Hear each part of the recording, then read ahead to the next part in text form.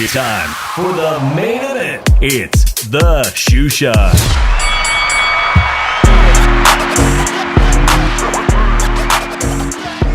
¿Qué onda, vatos locos?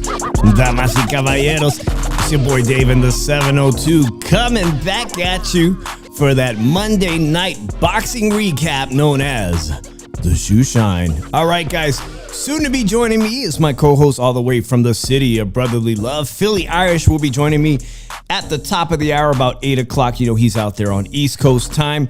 And I do believe a good friend of ours, Infighting Hub, Mario Murcia, columnist, will be joining us as well at 8 o'clock. So, guys, happy Cinco de Mayo. Appreciate y'all. Wiley Coyote in the building. He says, let's rock that house. Let's do it, homie. Beetlejuice, the WBC Howard Stern Whack Pack champion, obviously. Shout out to all the Howard Stern fans out there rocking the WBC belt. I wonder if does have the WBC and Suleiman given him one of those special Mexican Aztec belts? I bet he'd love to have one of those too as well.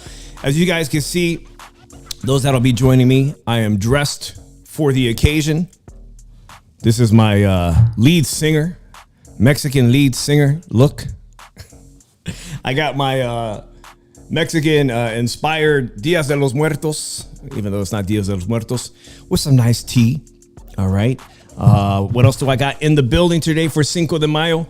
I have a bottle that I've almost gone through already. This is one of my favorite cheap Añejo Tequila Centenario, very popular in Mexico, of course.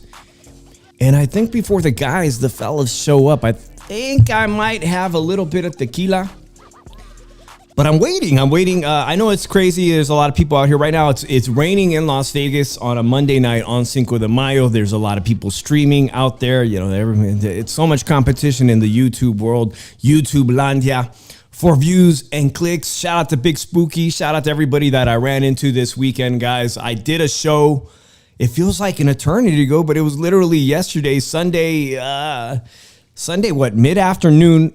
A couple of hours before going to the T-Mobile Arena for the big Cinco de Mayo, the big, you know, in quotation marks. I had no idea what to expect, guys. I just know that we had a couple of great couple friends and, of course, Fonzie, who you guys see in the chat. We're going to head over to the T-Mobile, and we decided to say, hey, you know what? Heck it, as they like to say. Let's take a chance on this Inoue Cardenas fight because it is Cinco de Mayo. I do live here now. It is a tradition for me for many, many years. Me and my wife have been coming to Fight Town here in Las Vegas for years. For years, guys. I mean, I'm talking pre-2007. It was a ritual to come here for Mexican Independence Day and Cinco de Mayo to see the big stars, whether it was Oscar De La Hoya, Floyd Mayweather. And then we had the face of boxing today take over the sport. Canelo Alvarez, somewhere early 2000s. Shout out to Fonzie. We had a great time, an unbelievably good time yesterday, last night. It's pretty wild, guys, that it was just yesterday. I had very low expectations. I had the worst expectations, guys, leading into Sunday afternoon, Friday, Saturday night. I had my mom come visit. My mom, my stepdad, my brother, my tia was in the building. We all went to a local casino that had the fight party, and it was a nice little turnout. But I mean, we could have slept through that, guys. For reals, we could have fell asleep during the Canelo Alvarez main event. Nothing on that card interested me at all. And to be honest, everybody there the chatter was that it was a travesty that why are we watching Canelo Alvarez, the face of boxing, in Saudi Arabia? And the only reason I can offer that up to you is because the face of boxing is now a paid employee, contracted employee to Turki Al-Sheikh, and will be spending the next 3 fights fighting wherever Turki Al-Sheikh damn pleases, right?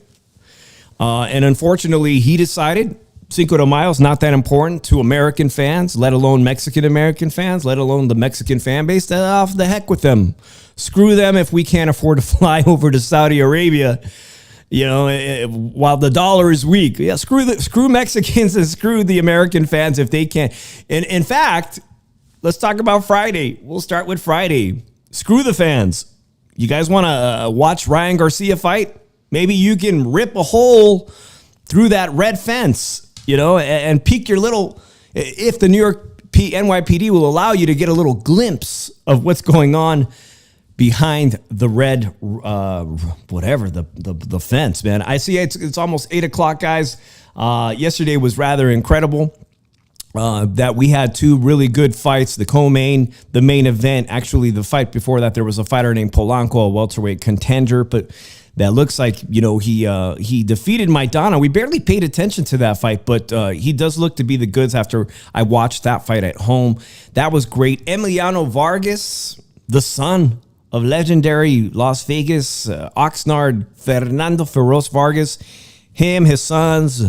We saw the King of Cars. You guys remember the King of Cars reality TV show? He's a big fight fan. That dude always has the best seats. Tobin Dodge, King of Cars, guys. He was in the building with the Vargas. He's always at all the fights. But of course, Emiliano Vargas turned up. Like I said, I expected him to get a stoppage against an unknown opponent. So that definitely happened. This unknown opponent from Spain lasted 2 rounds with Emmy as soon as he opened up. Now we got a conversation going about who is going to take over the face of boxing. And we need to start talking about that.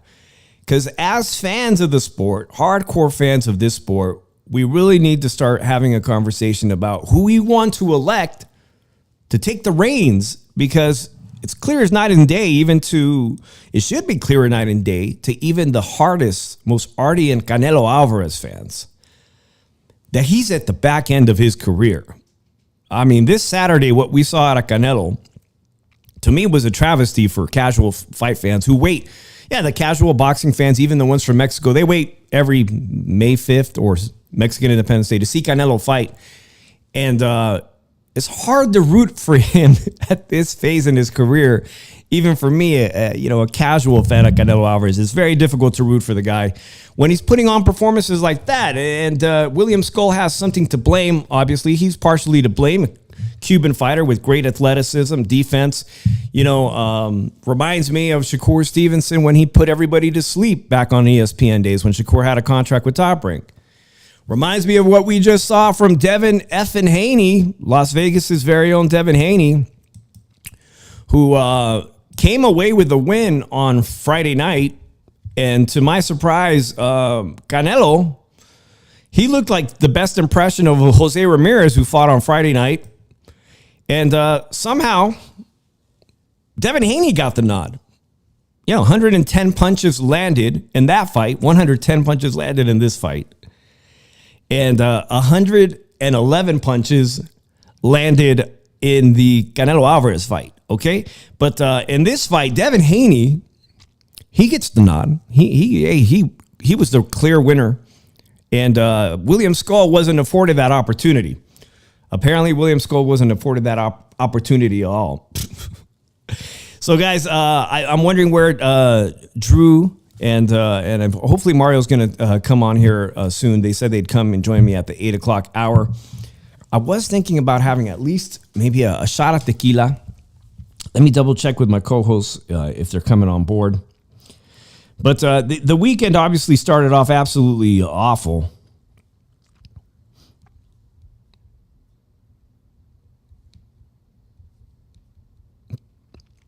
Thanks, guys. Thank you, guys. All right, I got a shot of tequila. I'm waiting for more people in the building. Hopefully, we can get a few more people in here. I didn't dress up like this for no reason. Shit, I'm willing to even sing mariachi. It's Cinco de Mayo. I've got tequila. I got some nice hot tea. I'm down to sing a song.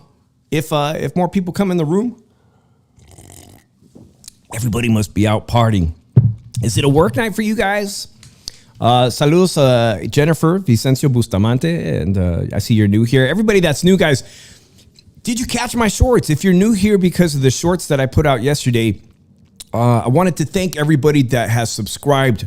It was unbelievable. 6,000 plus views from just that 1 minute clip of yesterday's Inoue knockdown. And it looks like another 1,000 plus on the short video I made of my fight night at the T-Mobile.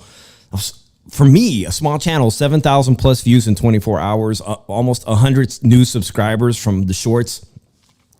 Thank you. Thank you guys. Wow.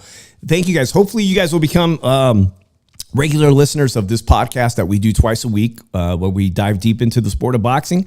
Hopefully it'll be interesting to you guys. And if not, I got plenty of other content on the page, and I appreciate all the new subscribers.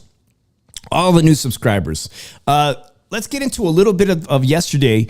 This was really exciting yesterday, and then we're going to backtrack when my co-hosts and our special guests arrive. But yesterday, guys, I had the chance, and Fonzie saw him too. We got a chance to meet featherweight champion Angelo Leo of Las Vegas, a 2-division world champion featherweight. And look, guys, I'm trying to lose weight. I'm seriously trying to lose weight. By the way, looks like I tore my pants last night. My pants ain't.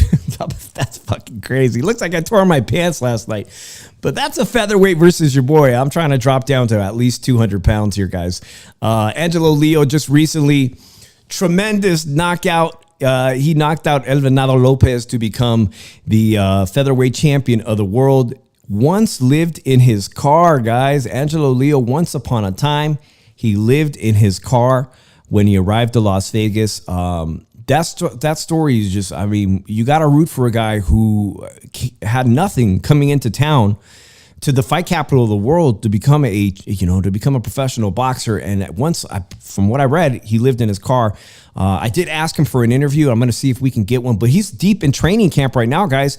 Angelo Leo, fresh after beating and knocking out, and just a brutal, one of the most brutal knockouts of 2024, knocking out El Venado Lopez for his title as an underdog, coming from Pro Box, guys. He gets an opportunity to fight for a featherweight title.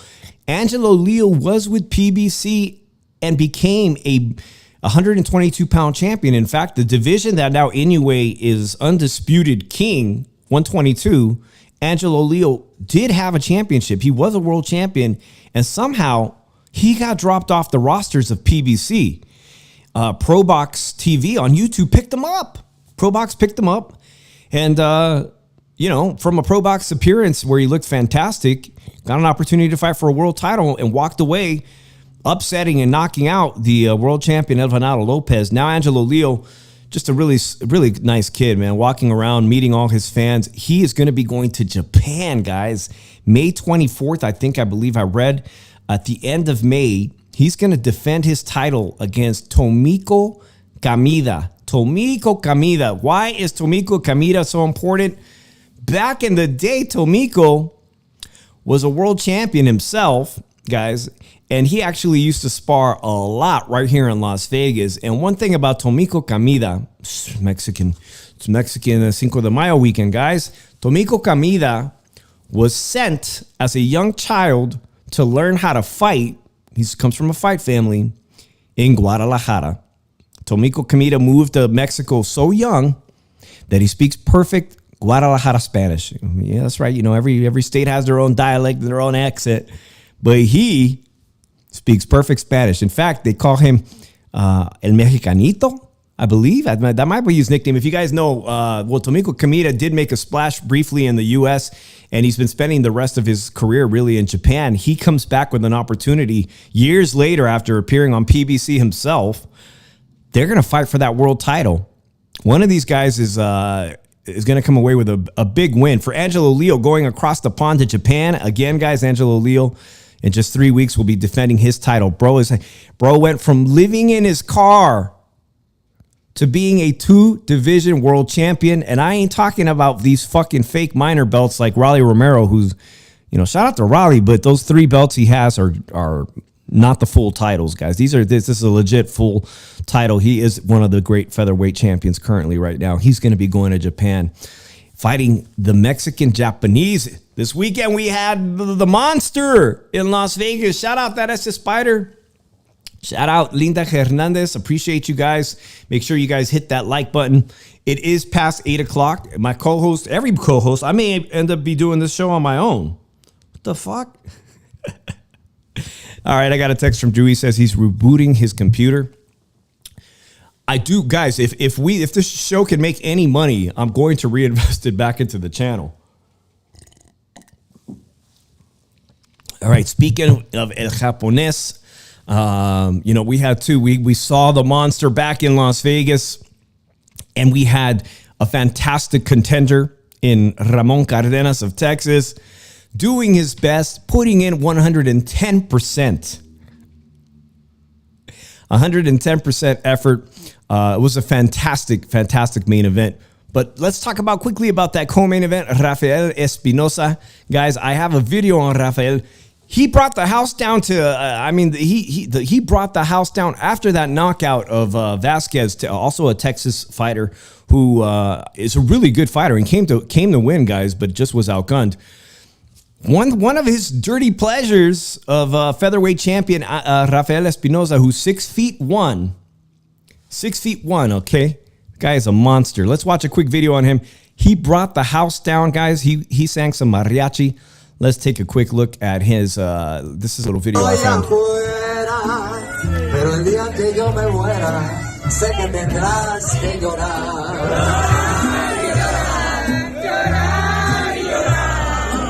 Some people actually have it all. Rafael Espinoza can box, he can fight, and apparently he can even sing. God bless him. That's wild, guys. I'm telling you guys, he brought the house down last night. He said, he promised the interviewers prior to the show, he said, I will sing mariachi if I knock out my opponent. And that's exactly what he did. Shout out to SB. I appreciate you. Hello, Hinojosa 210. Shout out to your fighter from San Antonio, Texas, who came in and performed very, very admirably. I'm going to be having a quick shot at tequila. I did post on Twitter that we were going to start the show at 8 o'clock. All right, guys. Saludos to everybody. A big happy Cinco de Mayo. I got the text from Drew. He said he is on his way very quickly. That's a good añejo tequila for the money, guys. That is good. I'm working up my liquid courage. Not sure what time my other co-host is going to be joining us. I will now be turning the show into black and white. That's right. I'm going to go black and white for a quick moment here. And get my liquid courage up. Now, I didn't get a chance to meet Rafael Espinoza. I did meet the other champion. We just talked about Angelo Leo, the other featherweight champion. If I get to interview Rafael Espinoza, if I am lucky enough, I'm going to request to sing mariachi with featherweight champion Rafael Espinoza.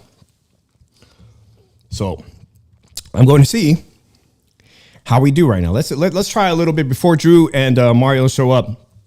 It may be a big fail, but it is Cinco de Mayo, and I have my liquid courage now. And I'm in black and white like the classic Mexican cowboy movies. I got my best shirt on today.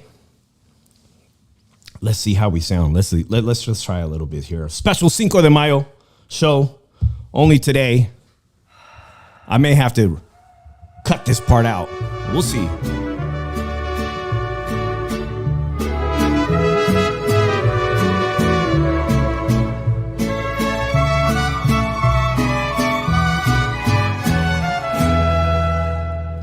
Me cansé de rogarle.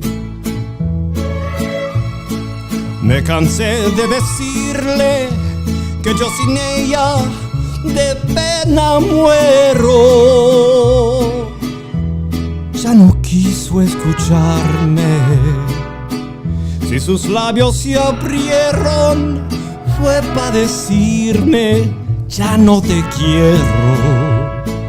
Yo sentí que mi vida se perdía en un abismo profundo y negro como mi suerte. Quise hallar el olvido al estilo Jalisco, pero aquellos mariachis y aquel tequila me hicieron llorar.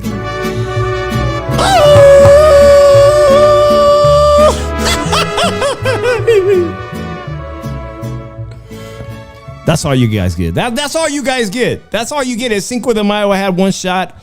I might end up having to cut that out, guys, but I had fun. You know what? That felt good. That felt very good. That felt just about as good as getting a knockout and then singing El Rey by Vicente Fernandez. Appreciate you guys. You guys saw it. All whatever of you still in the room saw it. All right, Drew says he's coming in. He's rebooting the computer. You guys know how that goes. Or rebooting the iPad or whatnot. But that felt really good, guys. That was fun, man. I had a lot of fun yesterday. Obviously, there was so many fans yesterday. What surprised me the most was how many Japanese fans. Fonzie, you could attest. The fans of Inoue were in the building. Now, I know this guy doesn't look Japanese, but he was married to a Japanese woman, and she made sure that her husband put that flag up. I'm telling you, man, I saw quite a few white husbands with their Japanese wives. And when the wife said, put the flag up for Inoue, they put the flag up for Inoue, guys. But then we met a lot of lovely Japanese people, lots. And I'm telling you, the Japanese fans that came to Las Vegas were extremely classy. Most of the Mexicans around me were going batshit crazy. Singing the mariachis, dancing every song that came on. Every time La Chona or some cumbia came on, they went ballistic. And the Japanese fans very politely were like, yes, yes, yes, yes, yes. Very polite culture.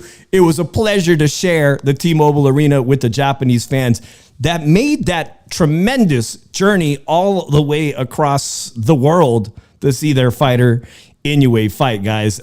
If you are curious to know, 8,900 people showed up to the T-Mobile Arena. It holds 18,000. Now, this was going to be a disaster for T-Mobile. Yeah. You play La Chona at a fight, and, I mean, people lose their freaking minds. They're knocking over their tall cans and shit. 9,000 people. Now, when we looked at the tickets originally, these tickets were outrageous. And we said, Top Rank, what are you guys doing? What is Top Rank doing? Charging people this much money on a Sunday to watch a fight that, you know, they were going to televise on ESPN after the Dodgers game. Anyhow, most people were going to be able to watch this on ESPN for free. And so they did something halfway through the promotion with just a couple of weeks leading up to the fight. They said, shit, we got to do something. This thing is not going to sell out. So what they did is they closed the entire upper region of the T-Mobile. And anybody that had bought those, you know, horror, in my opinion, they're awful seats at T-Mobile. Once you get up to those nosebleeds, you're looking straight down. It looks like shit, guys. I personally don't like it. I'd rather not go to a fight at T-Mobile. They basically emailed everybody and said, hey, guess what? You've been upgraded to, and there really wasn't a bad seat in the house because of that. And it did feel like it was full capacity. So because of that, the ambiance of the crowd with the Japanese fans, the Mexican fans, the boxing fans, the local Las Vegas people, we had an atmosphere. We had a tremendous atmosphere, and I hope that it translated to you guys if you were able to go and watch this last night on TV, guys. So again, I'm still awaiting for my co-host, at least Drew, to show up, but we can get into Friday night and run it back really quickly. I appreciate that, SB. Absolutely. I appreciate you so much, SB. And big news, guys, if you're just joining us, I was quite shocked that this weekend we hit a milestone on my channel. It's taken a lot harder work, guys. I'm not a Vegas channel per se. In fact, I launched my channel when I lived in the Bay Area, and I've recently moved to Las Vegas and made this my home now. And I gotta tell you, I'll be honest with you guys. from some of the videos that I've made content-wise on my channel, talking about Vegas restaurants or whatever, any of my Vegas content, I could be doing that full time, guys. I could be doing that on this channel and giving you the top 10 buffets, the top 5 buffets, because Lord knows there aren't that many, but I could be doing exactly that and have a very much more lively channel. I could be live streaming. I could do that for you guys, but I'm not into it. I'm not into being a live streamer and getting in my car and going out in public and the casino and being told to get the fuck out and being humiliated when I look at that and people say you're talking to yourself. You're like, that's not me. I don't know. I just don't feel comfortable doing that. And because of that, this channel's growth has been extremely slow. I'm happy to announce, guys, that I finally hit a milestone, 2,000 subscribers. It's on Cinco de Mayo weekend, 2,000 subscribers. So as soon as my co-host comes in here, make sure you congratulate Drew, because Drew's been down with me since day one. Since day one, guys, we've been podcasting for about 5 years. I appreciate Linda Hernandez says, I love your content, Shusha. You're very talented, have a great personality, and you're humble. Wow, I ain't got it. I got no reason not to be humble. Thank you so much, Linda. I appreciate it. I appreciate that too. Wiley says you can rip it up on the tables too. And speaking of that, I was thinking about, guys, the weather, not today, it's pouring and rain, but the weather has been pretty damn nice in Las Vegas. It still feels like spring. I'm just like probably 15 to 30 days away from it hitting 100. And I want to start showing you guys more of where I live. I got a pretty kick-ass backyard that I started working on, and I would love to do a show back there. Maybe taking my show to the backyard, maybe taking it back there and showing you guys, and maybe doing a stream back there, some barbecue, and setting up my DJ setup outside in the backyard and streaming a 2,000. That sounds like the plan, a 2,000 subscriber party coming up in the next week or so, and set up the backyard. Give you guys a different look than just my office, guys. Where's Drew? He said 8 o'clock. It's 8:20. 8:20. The co-host is still in here. Mario, who did a great, shout out to my boy Mario Munkia. He's a columnist. He's a writer. He also has a channel here on YouTube, Infighting Hub. He said he was coming through, but he was in the middle of actually writing an article. So again, if he's not here, I understand. You know what I'm saying? Like, he's lucky enough to be writing for some publications. So if he can make it here, that is going to be great. Let's quickly go to Friday, where this whole shit show, the awful week of boxing, awful weekend. I was so depressed that I was ready. I'm like, you know what? I'm trying to single-handedly.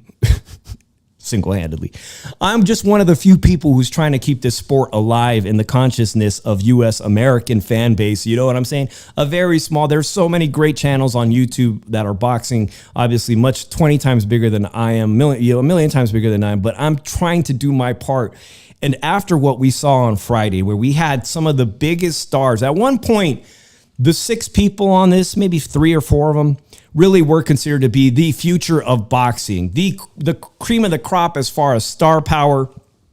Devin Haney, Ryan Garcia, Teofimo Lopez, who, I believe he was here on Sunday. He flew right over Friday, guys.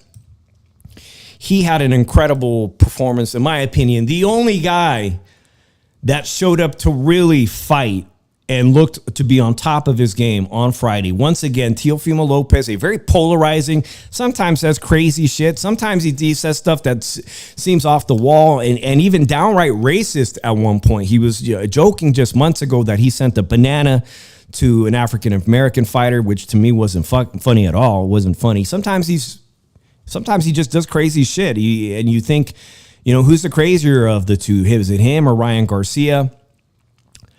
But I have met Teofimo, and to be quite honest, guys, Teofimo is actually, he can turn up the charm. He can be charming when he wants to. He can be off-putting when he feels like it. He's extremely talented in the ring. In fact, at 135 pounds, he did become undisputed in my eyes, guys. He fought in his very early career, he didn't even have 15 fights. He went through the cream of the crop of talent at Top Rank at 135, beat them all, even by stoppages, and then have this showdown with Lomachenko, the great Ukrainian fighter. Lomachenko, once a pound-for-pound fighter. Nobody thought that he was going to beat Lomachenko. Everybody was against that. He beats Lomachenko in my opinion, resoundingly defeats Lomachenko, catapulting him into star status. This is something quite different from Devin Haney and especially Ryan Garcia, guys. Okay, Devin Haney didn't beat the cream of the crop. In fact, Fonzie, if you're still here, one of the first fights we saw Fonzie at was at, when we found out Fonzie was a big fight fan just like us, we saw him at the Devin Haney versus Lomachenko fight in Las Vegas. Saw him there. We saw him there, and after that, it was it was a wrap. We're going to all the fights together. But in that fight, guys, remember, it was a very close and contested fight.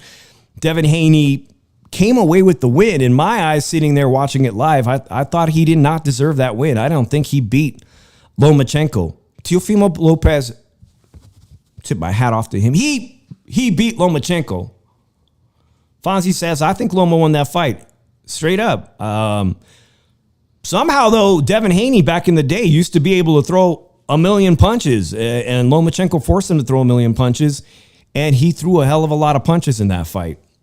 Speaking about Devin Haney, coming off a 1-year layoff, guys, a 1-year layoff to fight.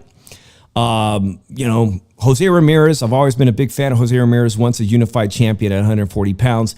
Has not looked good in a very long time. He lost his unified championship status back in Las Vegas during the COVID era at the Virgin Casino. Hasn't looked good before that, to be honest, but he was a great champion, represented the U.S. in the Olympics. It means he was cream of the crop once as an amateur, especially if you make the U.S. Olympic team. Let me tell you guys, that's no easy task. And as a community member, he's been a pillar of his community in the Fresno region, helping the farm workers and at every chance trying to help his community, guys. Now, Devin Haney's dad, Bill was in my chat the other day, if it was the real Bill.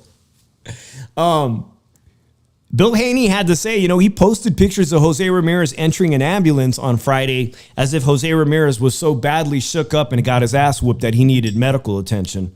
That's quite effed up, guys. A lot of people have come to the defense of Jose Ramirez and to let everybody know that Bill Haney was capping, guys. Every fighter that left on Friday night had to be evaluated by a medical professional, and that's the way the New York State Athletic Commission works. They did take a picture of him as he was being checked out. Everybody on that card is checked out by a medical professional after the fight. They try to spin it and say that Devin had such a big ass whooping that he sent Jose to the hospital, which is completely capped, guys. If you guys look at their faces, shit, not one scratch on either of these guys. And neither should there be.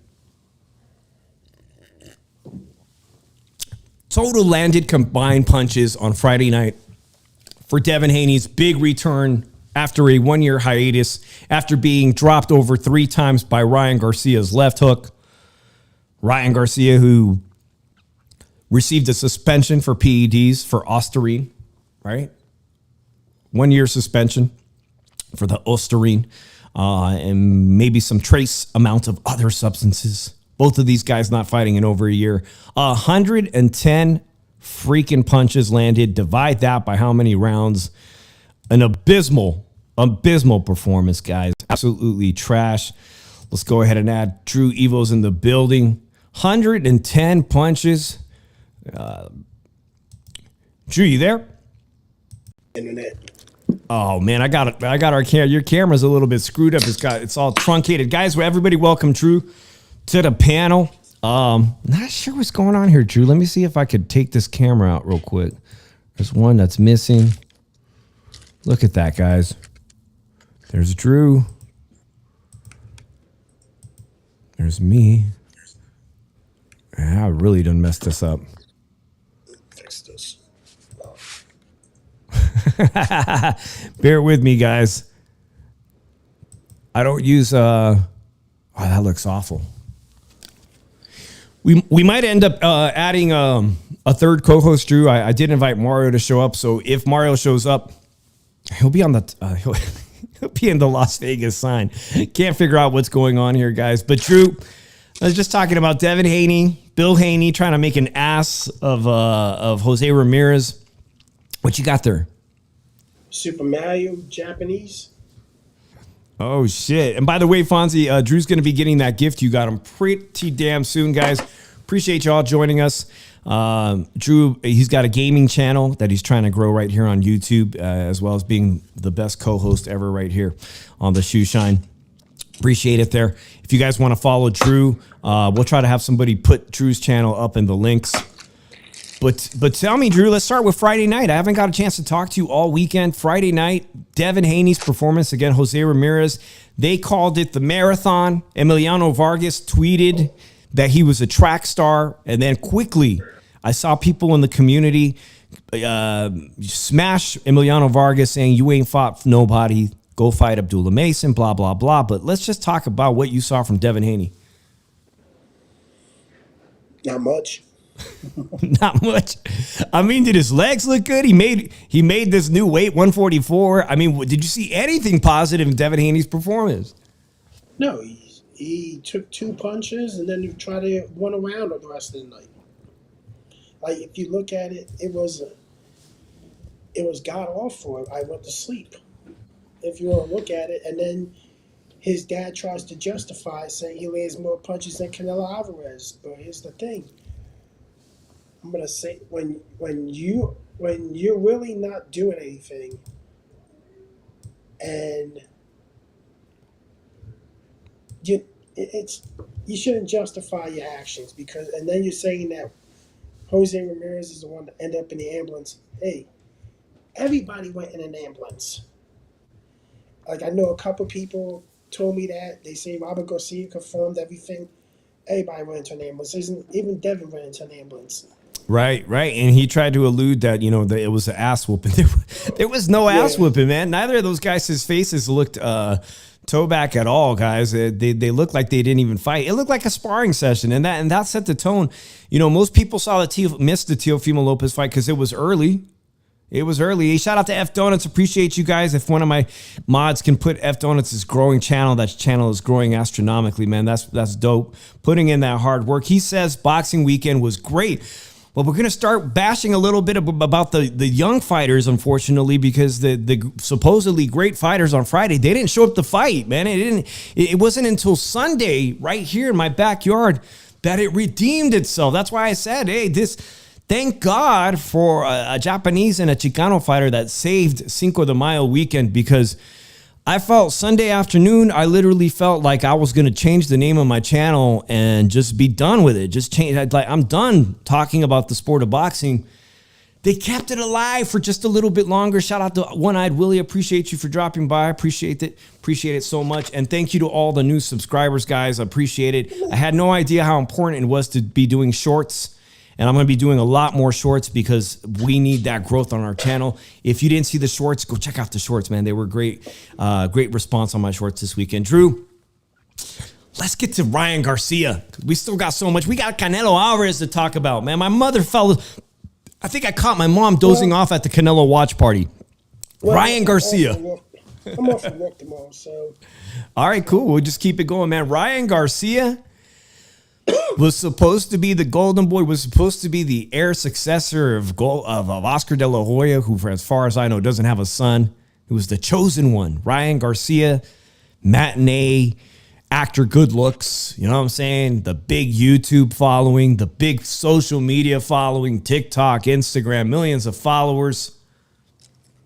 1 year suspension, comes back, doesn't land the left hook on Raleigh Romero. That supposedly the best, according to him, the best left hook in all of boxing right now. It is a great left hook. Where was the fucking left hook? Where was that ferocity? Where was that rage when he came out there to whoop Devin Haney's ass a year ago? Where was that? I don't think there was. I think he's mildly shocked. Like, I don't know. I'm gonna say this right now. This whole weekend was a shit show. It was a failed event after another failed event. And the messed up thing is, all these guys got paid. They got fucking paid. Some And of them get paid fat. Devin Haney, Ryan Garcia, not Raleigh Romero, right, man. and the thing about it is, this is what we get from them. Like this new era of boxers are soft. I'm sorry, but they're soft. A lot of them are Bro, soft. even Oscar had to go. I think Oscar Sunday morning did a emergency clapback, and I played that guys for you on Sunday. Even he's admitting some of these fighters are getting paid too much money. But none of his fighters won. I'm sure Ryan Garcia was probably the highest paid fighter on Friday. I don't know what the purse was, Drew, but Ryan didn't come to fight. I mean, start round one. Did you see any drive in round one? I think Ryan was paid $3 million. I think Devin made like $2 million. Uh, I think Rawley got paid about $800K. Jose Ramirez about $800K. And who's the fight before that? Oh, T.O. had to get paid like 1.5, $2 million. Barbosa probably made $800K if you look at it. I hope you got paid more than $100,000 for a title fight, man. I really do. Especially he's Oscar's guy. I think he got paid more than that. But nonetheless, Drew, today Raleigh Romero posted something on his Instagram where he said the money wasn't even in his escrow account. That Turkey didn't even have a proper room for him in New York City. They did not have a green room, guys. They set up the red tarps, Drew, with the gates and whatnot. So all the fans you saw on TV could not watch they actually were not watching the fight. They didn't even have one of the stupid LCD screens in Times Square showing the fight to the people who made the trip to stand there. Because they're boxing fans. Because maybe they hope they could see through first, nobody fucking told you that if you were showing up to this, that they were going to block your view of watching it as a spectator. That really pissed me off, man. You had tons of good people show up to watch this event, to support it from the outskirts. They weren't even allowed to watch it. Their site was completely blocked. It's really infuriating to me. How about you, man? What'd you think of that red tarp everywhere? First, with the mic issue, I'll be honest with you, Epsy, once I get enough money to buy my gaming laptop or streaming laptop, I got the mic and everything. I can hook it all up and everything, but that's right. Yeah.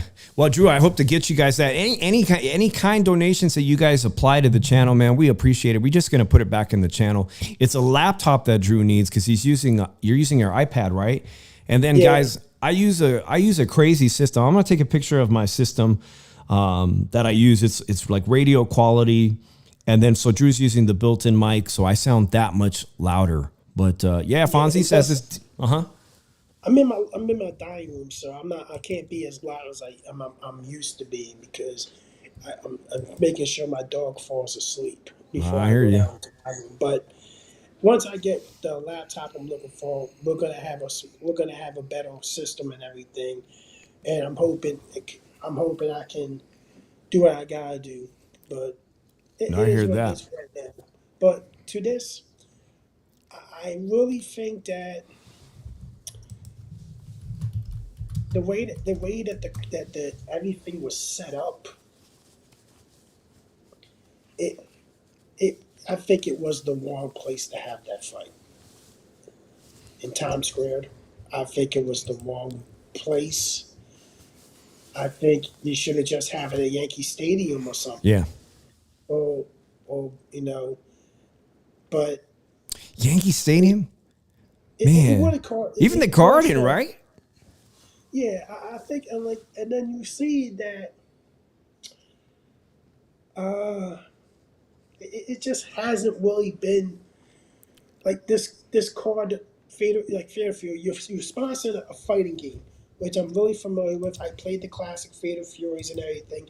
I'm kind of thinking about picking up this one to stream it on Twitch and maybe YouTube also, because the Twitch is my main channel. But same thing, Philly Irish, twitch.tv/Philly Irish Drew Evo. But I saw people playing it. The game looks good. game looks good and everything. I think they're putting a lot of money into promoting this game. So hope and the game, and like I see like the big time gamers at these events too and everything. But WWE's doing it, so they're doing a lot of things for this game. But the issue is the event itself turned out to be a clusterfuck. Both events. Yeah. And it turned me off to not even want to watch the Inoue fight that Sunday night. I had to watch it today because I just was too turned off about it. I was like, I'm sorry. I'm going to say this right now. It's a shame that it's Cinco de Mayo and you didn't really get the type of fights that you should get on Cinco de Mayo, because the Mexican culture is a big fighting culture, and now you had to rely on a Japanese fighter to save that holiday, because these other guys didn't want to do it. And here's the thing. I'm going to say this right now. When it comes to Jose Ramirez, you're not going to catch Devin Haney. Like, he just, he's young as shit. You're out of it. You're just 1 foot out the door and everything. You're not going to catch him. It wasn't entertaining. And Bill Haney needs to shut the fuck up. Well, we're gonna have to ask. Wow, the SS Spider, $9.99 from the SS Spider. Oh man, we appreciate that so much. Shout out to the SS Spider dropping some love, guys. On Twitter, I actually pissed Bill off on Twitter because I call him Billy. You pissed off Bill Haney, Drew. Like, Billy. Before let's finish this Ryan Garcia thing, because you just mentioned something. You said he's not going to catch Jose Ramirez because Jose Ramirez is not going to catch Devin Haney because he's older and get 1 foot out the door. He's about the same age. I guess he might even be younger than Canelo Alvarez, who's turning 35, guys. Yeah. And once we get to that fight, man, that's pretty much exactly what I saw from Canelo. Canelo's legs are starting to get shot, and where we used to be able to see him cut off the ring successfully, he was not able to cut off the ring. He did it against Lara, Cuban school fighter. Back in the day, he had success against Lara. But the movement seemed to frustrate Canelo all night. And the people that were watching that fight alongside of us, they're frustrated watching Canelo be frustrated. It's frustrating watching Jose Ramirez. What can boxing do to stop the excessive running? Some people are going to call it running. Some people are going to call them track stars. Some people will say it's the sweet science. We'll argue, oh, no, that's boxing. Sweet science. Floyd did that, which he didn't. Floyd could trade with you in the pocket and outbox you in the pocket. What can we do as fight fans, man? Stop paying for this shit? Stop watching fighters like that? Stop supporting Devin Haney, Shakur Stevenson, William Skull? How do we vote? How do we vote and let the message out, man? Is it just Twitter is our only mechanism? Is it just this, YouTube? I looked at it,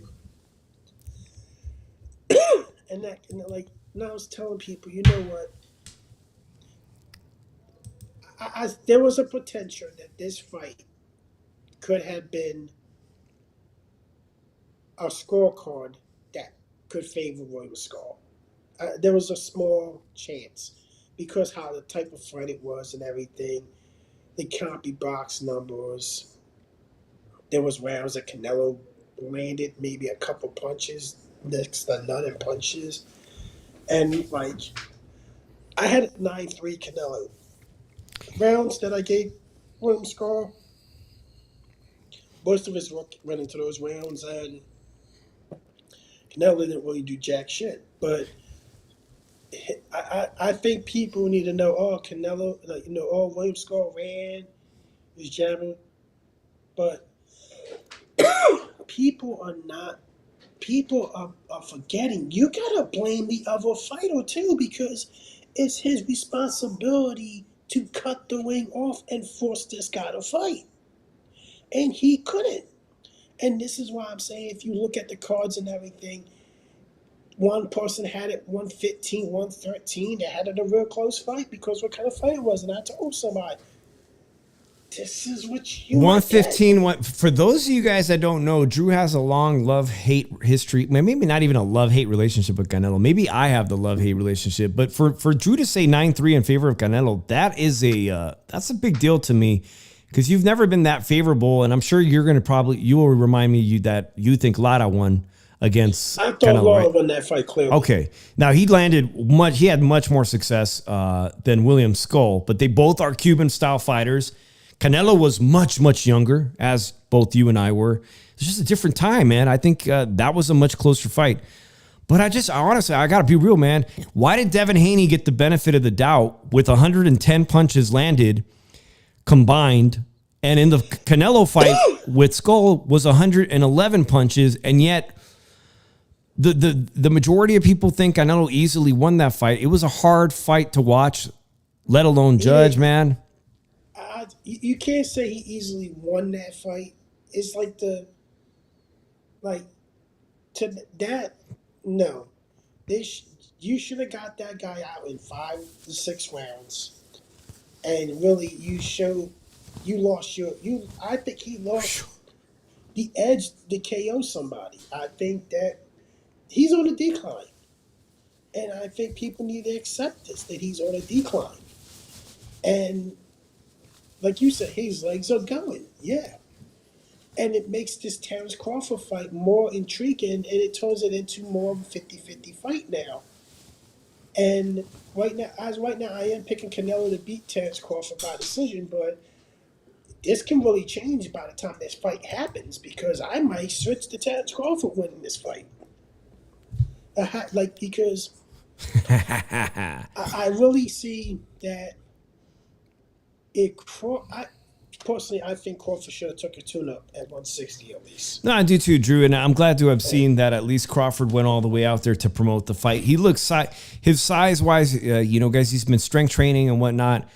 I think the fight is going to be much, much closer than anticipated, guys, now. And to be honest, if you just from the eye test, it looks like Crawford, who did not look spectacular, who struggled a bit against Madrimov at 154.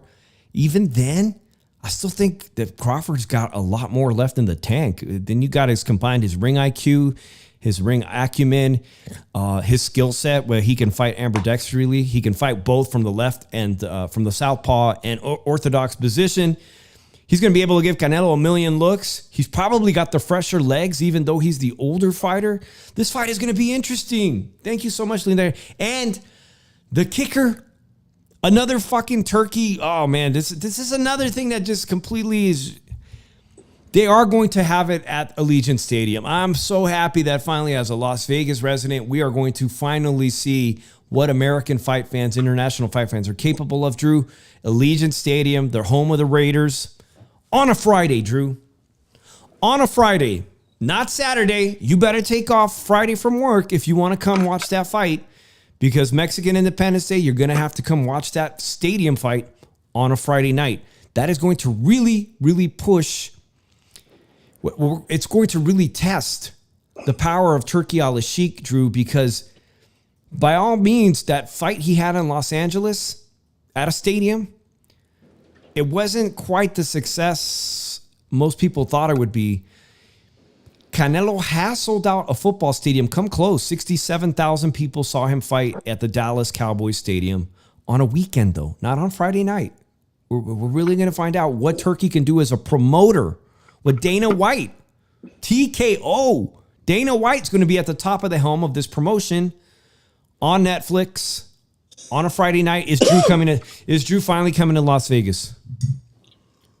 Not this.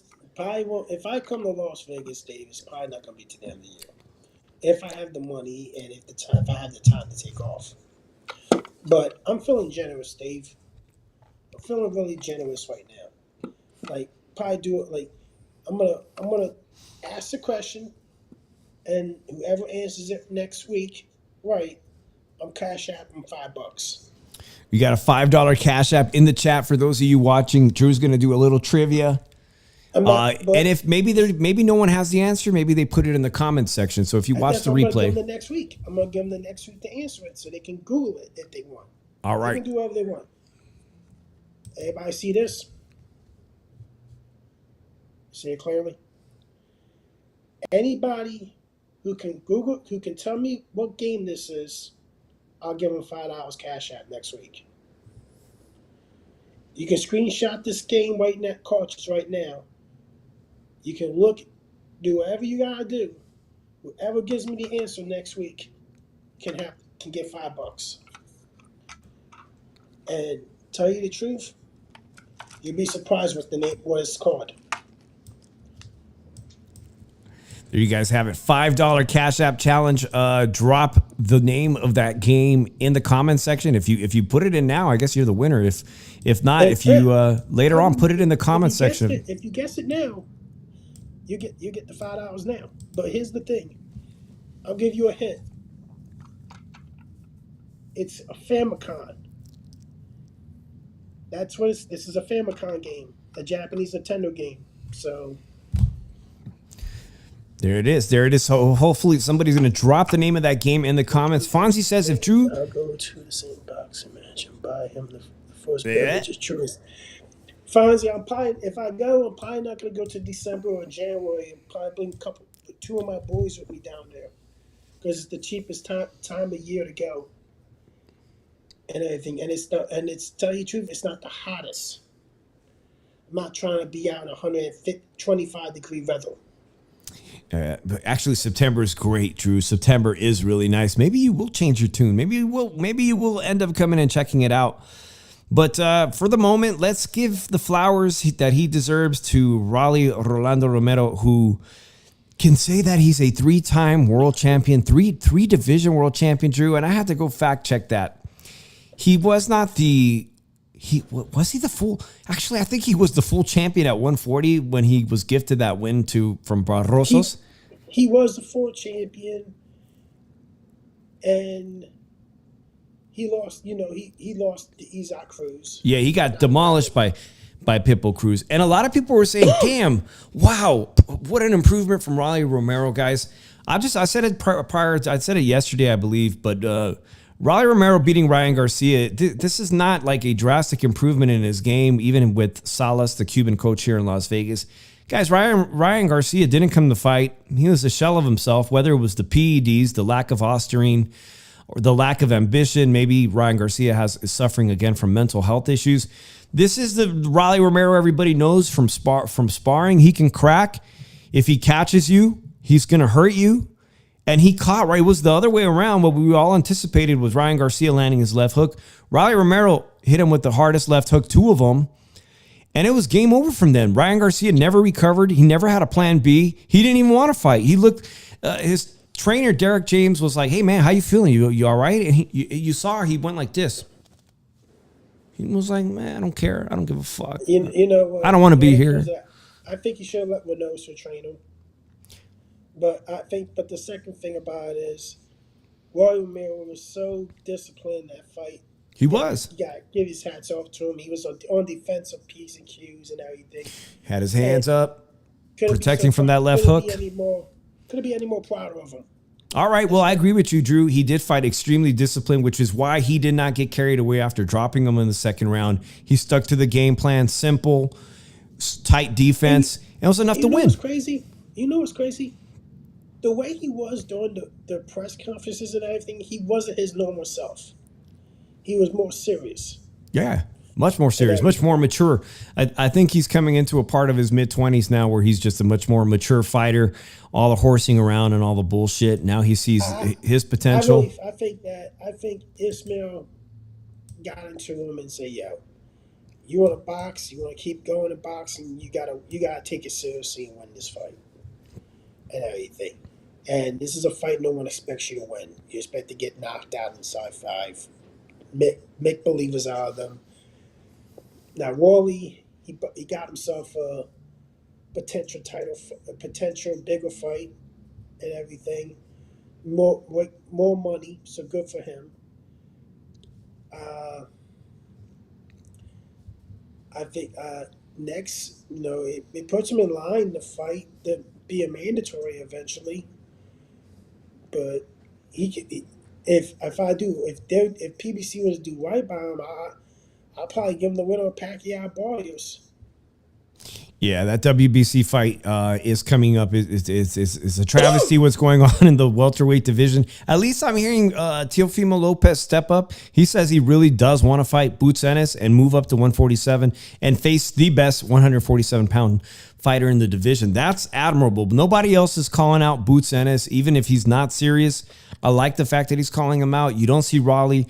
Raleigh said, we'll see what happens. It's PBC, and the world is his oyster right now. He has a WBA belt. He is potentially going to be a mandatory to Boots Ennis, the winner of the next Boots Ennis. It could happen, Drew. They could order him and say, hey, man, you got to fight Boots Ennis. Is it Demon Sword? No. It's not Demon Sword. Good guess, though, but it's not Demon Sword. So, Drew, Saturday came and went. Like I said, the fight was not here in Las Vegas. We watched it at a bar, sports bar at a local casino. Canelo didn't look good. It's obvious to everybody today. We were all dejected come Sunday. You were dejected so much you said you didn't even want to watch the Inoue fight. You probably thought it was going to be trash. It did end up being very exciting, Drew. I got to meet Angelo Leo. I got to meet one of the featherweight champions currently. Angelo Leo is going to be traveling to Japan to fight Tomiko Kamita to defend his title. Dude used to live apparently in his car, is what I was told. Now he's a 2-division world champion. Rafael Espinoza, 126 pounds featherweight champion, 6'1", sang mariachi. I was singing mariachi here earlier. Does anybody beat him, bro? This guy is so tall and vicious that I don't even know if he's not going to unify titles. I don't see what the point is sticking around the division. Inoue does not indicate he's moving up, man. What do you think of Rafael Espinoza? How high is the sky for this guy? How far can he go in boxing? It really depends on him. If he's not able to unify, move up. What's the purpose of you staying there for? But it's going to get to a time that you probably stay in a division for too long, and then you move up finally, and it doesn't go well for you. But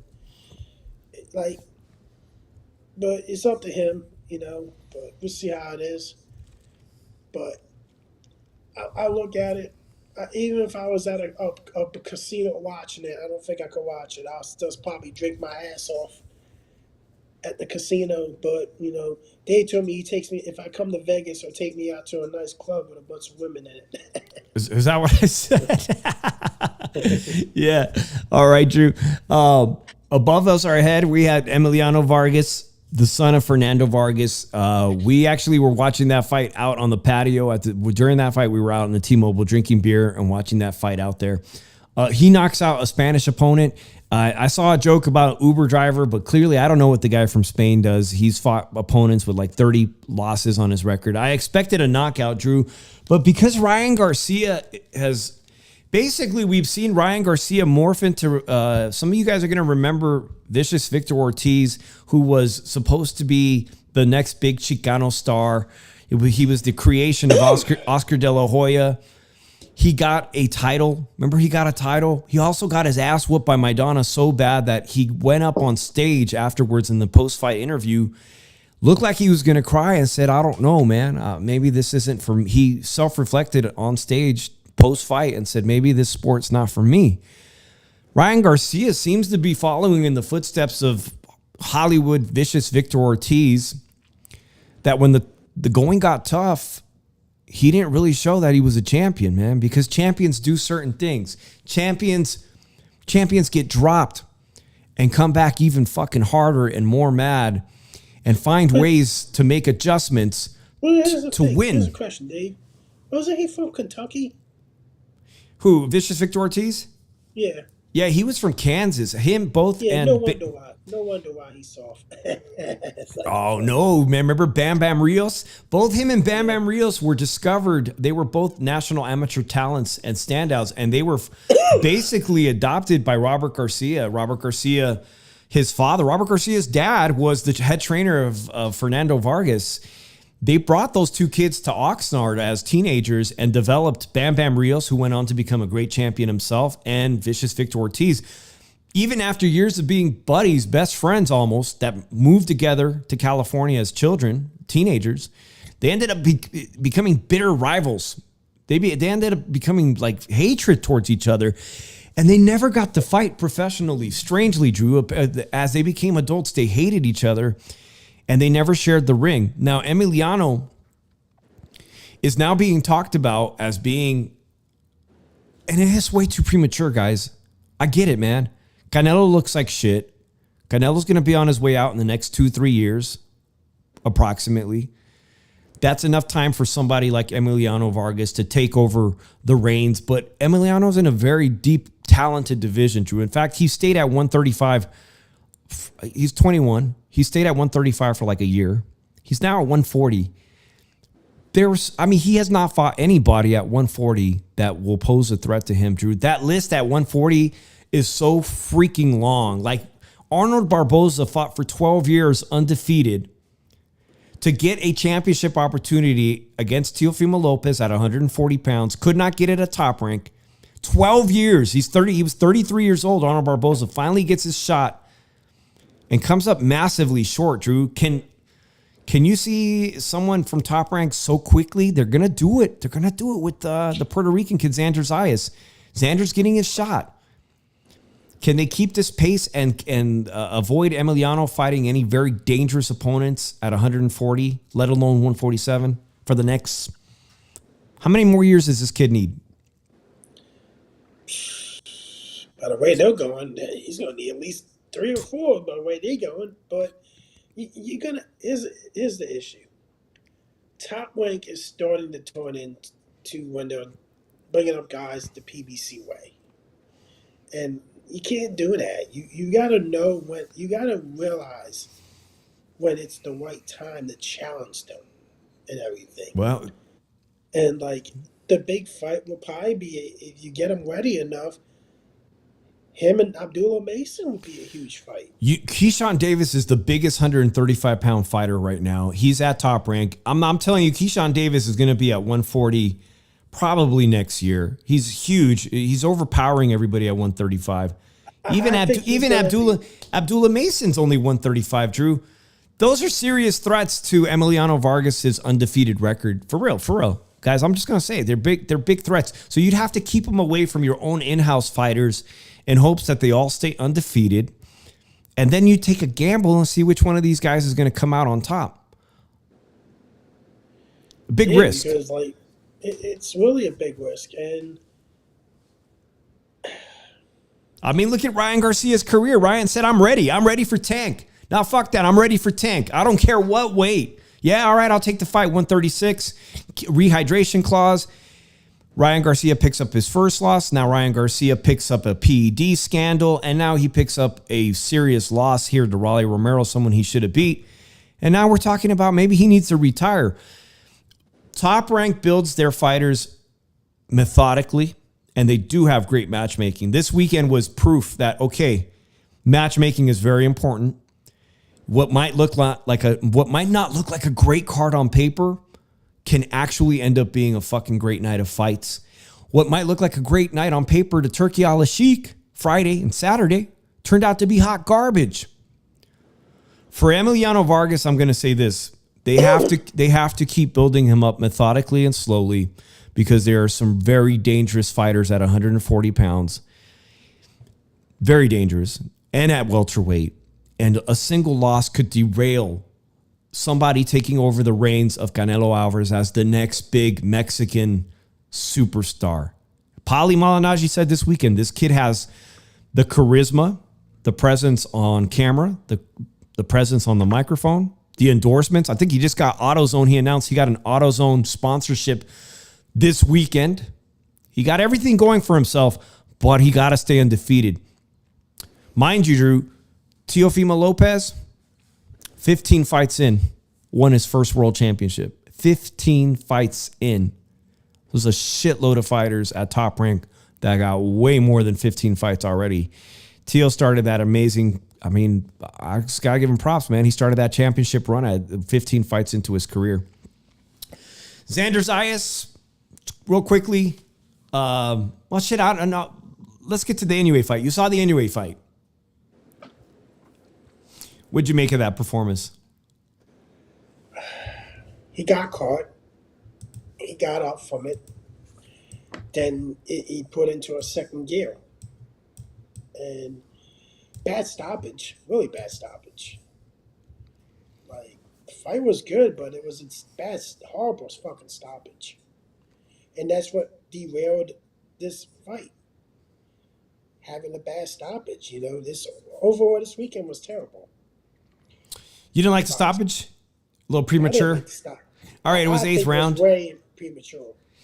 So I got that knockout, that knockdown or whatever, with the stoppage on film. Obviously, I put it up as a short. It got over. I'm so happy for our channel, Drew. We got over 6,000 views on that yesterday. It looked premature from that video, but at the same time, being there in person, you knew that Cardenas was starting to take heavy punishment. And here and there, he was fighting back and throwing some hard shots. He caught Inoue. People made fun of him saying he was a Lyft driver or something. It don't fucking matter, man. But he got the heart of a champion. At the end of the day, he's fighting back. You gotta let him fight. You gotta let him keep going. Let him go out in the shield. All right. Don't derail him because he might not ever get an opportunity like this again. So if he's fighting back, you let him fight. If he's showing that he's out of it, you step in. He was fighting back at times. And he was fighting back then, and then they stopped it. I'm like, why? Yep. Why stop the fight? He fought back. He did what he was supposed to do for you not to stop the fight. You still stopped the fight. So it was a bad stoppage, and I think it robbed the people of a good end to Cinco de Mayo weekend. So this weekend was an epic fail for boxing, big time. Wow. Well, Drew, as someone who was there, I'll say that the Mexican fan base seemed okay with the stoppage. They were thoroughly entertained from that main event. They were thoroughly entertained and happy that the champion in Rafael Espinoza defended his title against the Chicano. Everybody unanimously felt that Cardenas had the heart and of a champion, and he performed to the best ability he could. The stoppage arguably could have been premature. You're right. It could have gone into the ninth round, and we could have seen maybe another knockdown, because he was knocked down later in the fight. But early in the fight, he had so much success. Drew, he landed the vicious left hook. He gets to say, "I dropped down." He dropped the monster. It's like King Kong versus Godzilla. He hurt the monster. He really hurt the monster. If he had another gear, maybe he could have stopped it. That's the same thing that's happened to other fighters that have fought Inoue, including Luis Nieri from Tijuana. There isn't that other gear that once you hurt him and land your best shot, they don't have that extra gear to stop the monster. The monster, I think, the monster already, guys, we heard some great news. He said yesterday he wants to fight MJ next. It looks like, in fact, things are looking really good, Drew, that he may fight MJ in the U.S., potentially again in Las Vegas, with much better promotion. Maybe another star-studded lineup. People seem to really like these Mexican fighters on the card with him. What would be good? What's that? Put on the Canelo undercard. If they could work that, man, obviously those are the 2 pound for pound. That would be amazing. But, I mean, is Turkey going to work with Top Rank? Man, Bob Arum didn't seem to have very kind words for Turkey in some of these interviews I watched yesterday. Yeah, it seemed that I guess the relationship went sour and everything. Like, I don't know. It's just unfortunate, but at the same time, Turkey hasn't really made a good account of himself with some of his moves. Like, he's not doing it as for the fans. He's doing it as, this is what I want to see and everything. I'm like, when you want to say, that's what I want to see, fans are going to be turned off because this is for the fans. Fans pay money to watch this. So I wonder what the numbers are going to be. That Fate of Fury can't. I don't think that Fate of Fury is going to have good numbers.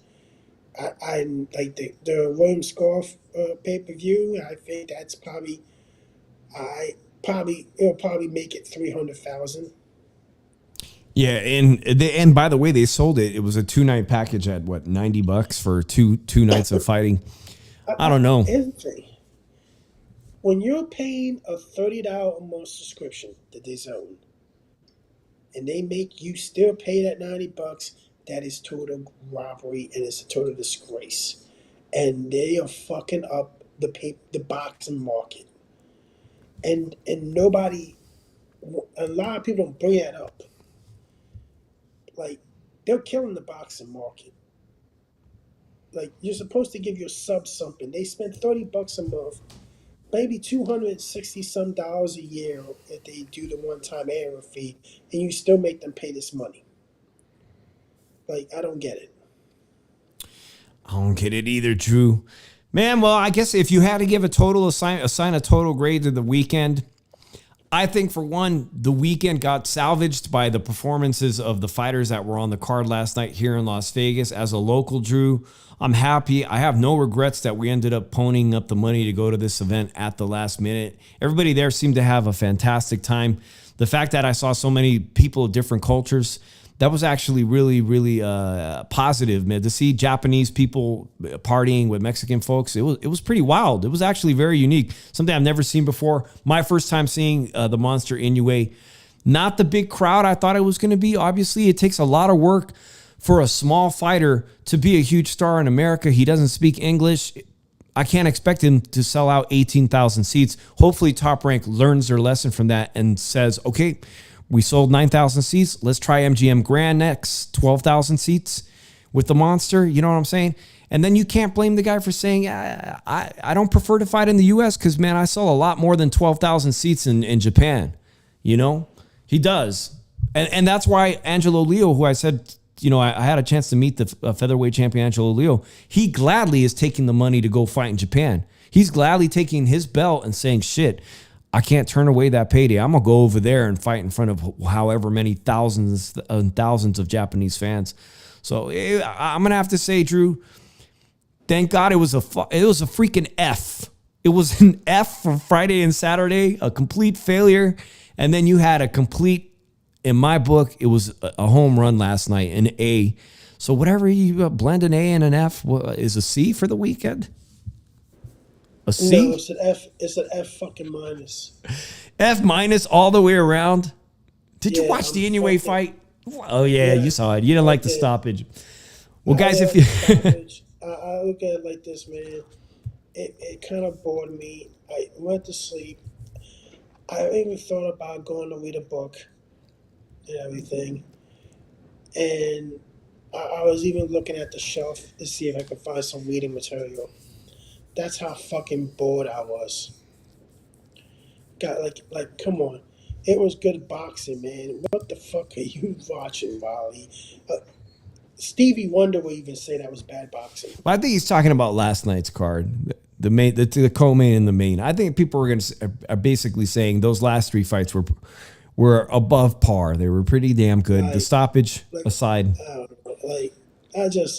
I wasn't entertained, and I have a right not to say it. And to the people that did the smart thing with Spy sticking this shit, good job, guys. Good fucking job. I had 2 books I'm getting ready to read, Wile E. Coyote, and I think it's going to be some good reading material.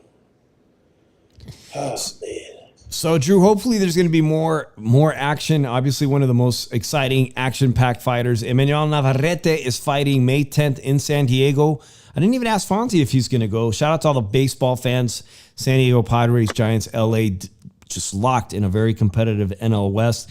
Met a lot of great people from San Diego this weekend. San Diego, May 10th, right around the freaking corner is the next big fight weekend. And then there's some fights at the end of May, Drew. We may have a very dry period of boxing in the middle of May. That remains to be seen. We'll have to fill in the blanks, man, and just have other content if we don't have boxing for a couple of weekends. But May 10th coming up on Top Rank Emmanuel Navarrete for the WBO junior lightweight title. That's coming up in just 5 days. That's coming up this weekend. So let's do it. I'm gonna do another show probably this Thursday, and we'll break down this fight coming up on Sunday. I appreciate everybody that stopped by on the Cinco de Mayo show. You heard it from Drew. He gives it an F. The whole weekend was an F. Thank you to everybody. Thank you to all the new subscribers. If you guys are going to tune into this in the replay. Drew, put the game up one last time.